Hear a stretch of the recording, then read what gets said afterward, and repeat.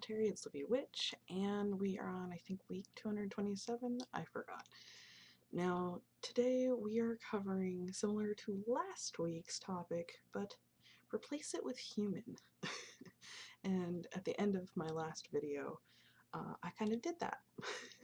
So, what do we feel about using human products, such as skin, nail, fluids, bones, of a sort in our practice?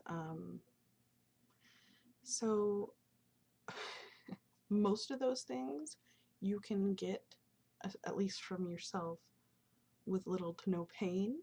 Bone might be an issue, and bones from humans are a bit difficult to come by nowadays freely, unless, say,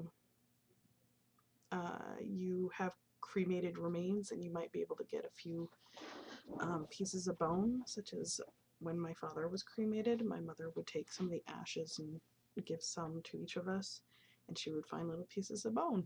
I was like, that's lovely, thanks. But yeah, skin, yeah, that might be a little painful, but definitely like hair, bodily fluids such as spit, pee, blood, especially if you're a female, you can get the blood pretty easily without pain. I have no problem with that being used. Now, if you're trying to use someone else's stuff in some craft that you are doing, one, if you can get that stuff consensually, say from a partner, like be like, can I use your hair or nails? That's ideal. That isn't always the case though, especially if it's a not pleasant spell you may be doing. Then maybe you can gather nails from the garbage, or hair from a brush, or I don't know, like, I don't know what else you could get. It would be difficult to get other things from a person without them noticing. I'm a little wary on using people's stuff that I haven't been given or gotten the okay to use. But if other people choose to use it, that's on their own ethics and morals to decide. Unless, like, obviously, again, like if it's a bone or causing pain to retrieve it, that's an issue. It's pretty common, though, that we use our own stuff in our practices. I mean, we use our own energy to spell work. Why wouldn't we use something like nails or hair?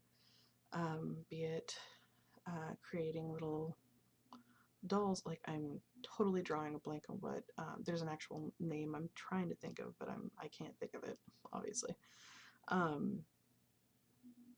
And also protection jars, you might get these things. There's a variety of things you can create in a craft in using these products. But this is definitely something that is an individual choice and how far you're willing to go for it.